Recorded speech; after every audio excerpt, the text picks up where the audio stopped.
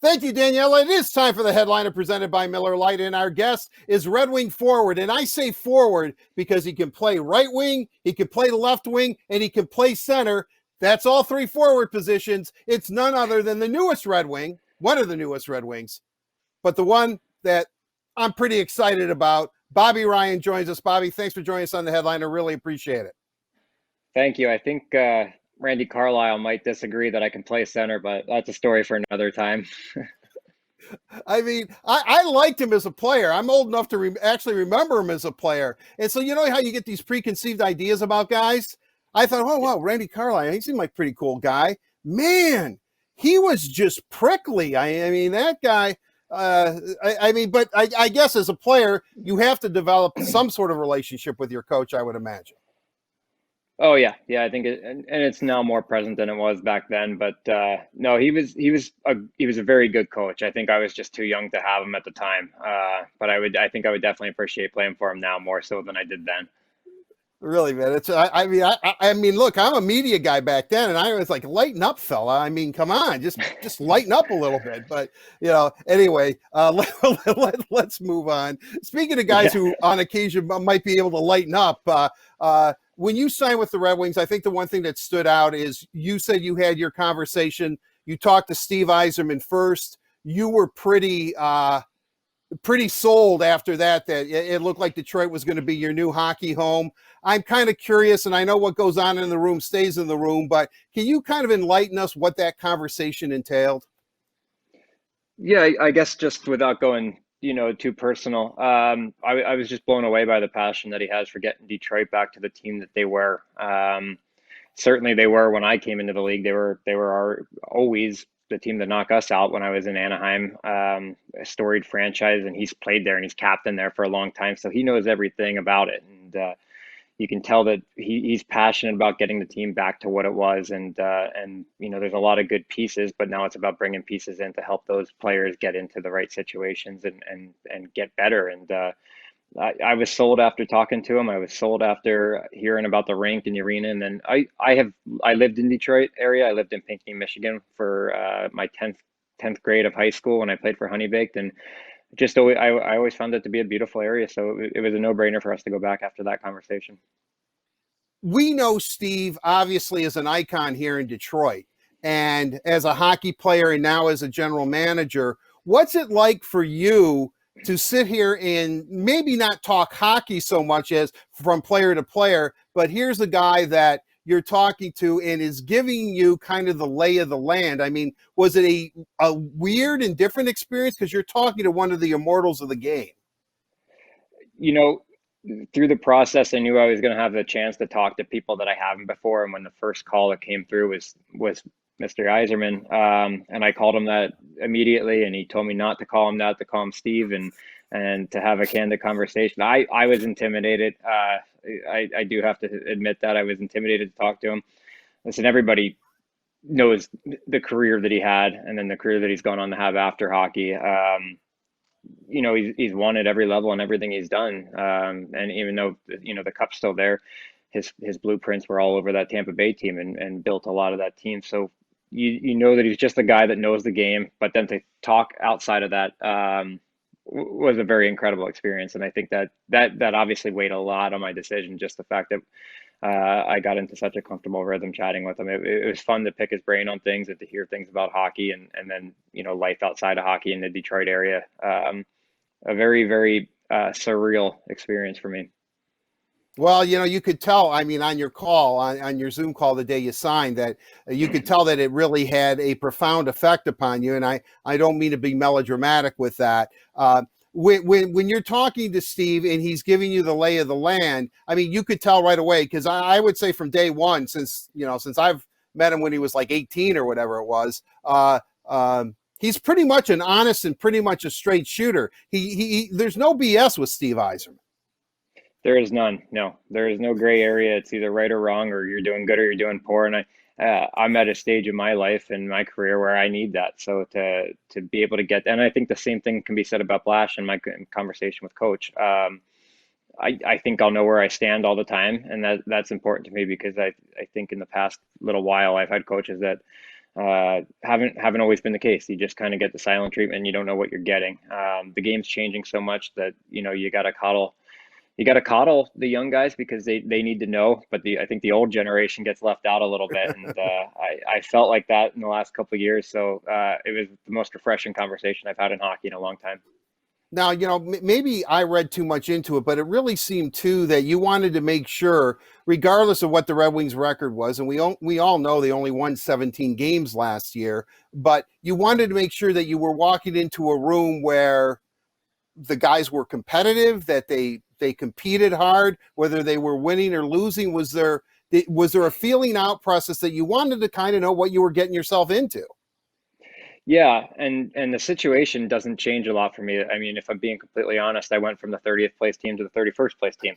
So not not a drop off, but a drop off of one place, but a substantial drop off in what I thought were accumulative points last year. That I wanted to know if those guys gave up, if they continued to work, and I didn't get that sense. Every time I played them, I thought, man, that team can fly. But I think anybody within the organization will admit it was a tough year. They changed things on the fly that didn't work, and they just got into a rut that you can't get out of. I've been on that. I've seen that. I've been part of it. It's not fun. So not only did I not get the sense that was the issue, but those guys, everybody I talked to just reaffirmed it, and it seemed like they did a good job handling it through the latter part of the year, coming to the rink every day to get better and to get working towards maybe not this year, but years down the road. Excuse me. Bobby, you've lived an extraordinary life. I mean, you really have. For someone who is what, 33 years old, I think, 33 going on 106 or whatever. I am kind of curious. The Players Tribune, July 29, 2016, you lose your mother, you write her a letter. I urge everybody, I don't care if you're a hockey fan or not, you have to read it. Well written, heartfelt. And it seems that there are several points in your life where you have reached a crossroads. And I am curious, when you look at this Detroit situation, is this a good crossroad for you? No matter what direction you turn into, your life is better. Yeah, yeah. And Detroit's a situation that kind of helps from a situation that, last year, asking for help, going to get help, getting sober and learning how to live my life like that. I hate to say this because COVID is such a terrible thing in the world, but it helped me immensely. It helped me slow down. It helped me learn how to live a lifestyle that I've got to continue to live if I want to play hockey and if I want to be a husband and a father. And those things are paramount. So Detroit, it's funny. My career got started there with Honey Baked right before juniors. The US NTB program, which I didn't end up playing for, gave me a chance to go live there for a year. Everything kind of comes full circle, and now I get to go back there, and hopefully this can be, I guess, the rebirth of my career. I want to prove that I have hockey left in me, that I still have legs, that I'm not, over the hill, I guess, or whatever you want to say about it. But that's the way I'm looking at and approaching this year. So I'm actually headed up in a couple of weeks to get started. Unbeknownst when the season starts, I just want to be around those guys. So I'm getting very, very excited for it every day.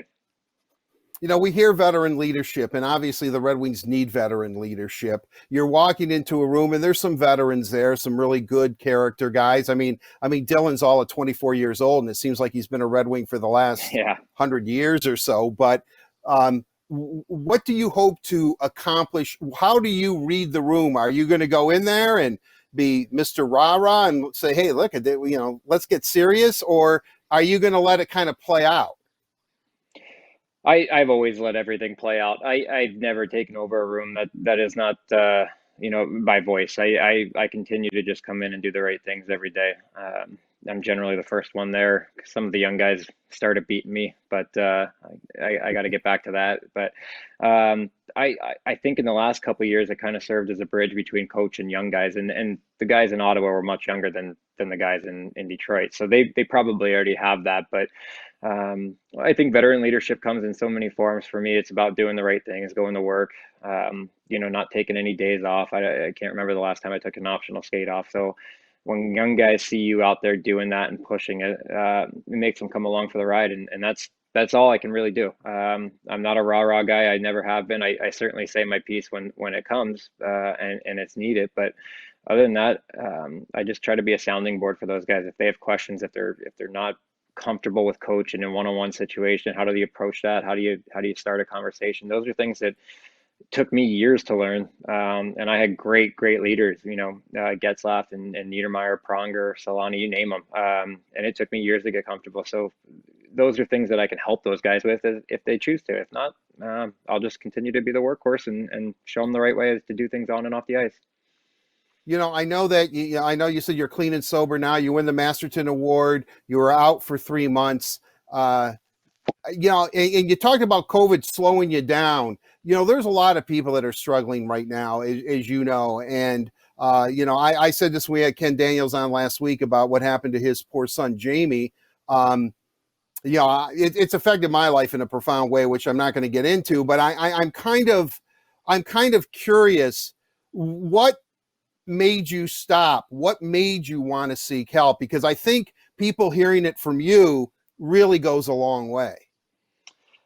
Um, I had wanted to stop for a while before I eventually did. I I just wasn't happy with the way things were going. I was trying to be profound and find answers in a glass of wine, and really just learned that I had no shut off switch. That you know one was not enough, and two wasn't enough, and so on and so on, and continuously get bogged down by that, and then you go to the rink fuzzy the next morning because of it. And the professional side is one thing, but the personal side was what made me want to stop. I could see that my life wasn't going in a direction that neither my wife or I had intended it to. I wasn't doing the right things. I wasn't being the dad at the end of the night that you need to be. And luckily I didn't burn any bridges on the way down, because ultimately I think we all knew that I had to go do this. And it's funny, it happened in Detroit. I just decided off the ice that it was time to go, and if I didn't go right then and there, I wasn't going to go at all. There was just not. I was going to try and gut it out for another year, and that was going to do me no good,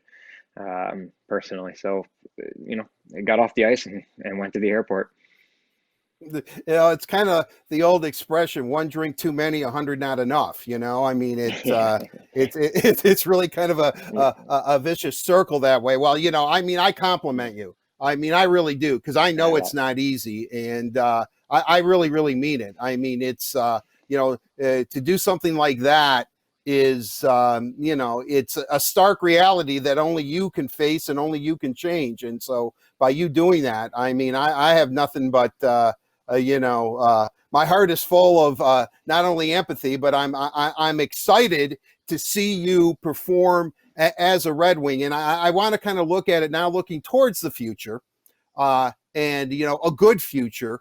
How do you see it playing out in your mind? I mean, I think that if things go well, you could be a Red Wing for a while here. I mean, they need players like you. Or I mean, I'm kind of curious. So this opportunity, I know I asked you the crossroads question earlier, but it seems to me that you're in such a good spot right now, and you're familiar with this area, that this is going to work. Well, I know it won't. If it works, if it doesn't work, it won't be because I'm not comfortable. I certainly am that. It won't be because I'm out of shape, because I certainly put in the work that I haven't put in on any other level. Throughout my career, I think I mentioned I was down 10 pounds. I got a skating coach. Things that I've always skated, but not the way I have this year. I'm very excited about that. The one thing I will say is that I tried not to, for the first time, have expectations. My goal, I guess, and the overall hockey side of things is to be consistent, um, to play my way into the top six wherever they start me. I'm going to be comfortable with, but to work and be a contributor offensively. I realize the days of 30 goals are probably behind me, but I can still shoot the puck. I can still get into areas where I know that some of those playmakers that are there are going to be able to find me. So uh, I want to be consistent. I want to get back to the player I was in the power play before. Last year was just a horrific year there for me, so I could never get comfortable, and then go from there. If if at any point Steve and I sit down and he decides that he wants to extend it or whatever, then I'll cross those bridges when they come. But for now, get there November 1st, get to work, hopefully be ready for camp whenever that may be, and have a very consistent, productive year. Your guess is as Well, good you as know mine what? is when that's going to be. I'm out of the prediction business. I used to really be Yeah, into it, but not after yeah, this. 2020 is kind of put the yeah. brakes on everything, I think. But I just want to say this to you. I'm really happy for you. I'm glad you're a Red Wing. I'm glad you're going to be wearing the wing wheel. I'm glad you're in the red and white. I'm really psyched. I'm stoked about it, and I just think that you're just going to go out and you know what? You're a player and you're going to go out and play. And that's the best thing, because when you're out there playing, it's something that really ignites people. And so I wish you nothing but the best. And thank you for joining us on the Headliner, Bobby. I really appreciate it. It's been my pleasure. Thank you, Art. I really appreciate it. Looking forward to meeting you in person. Yeah, definitely. Well, don't worry, you can't miss me. But I'm pretty loud too. So that'll do it for this edition of the Headliner, brought to you by Miller Lite. Miller Lite, the original light beer, only 96 calories. It's delicious, and it is available for delivery. Daniela, back to you.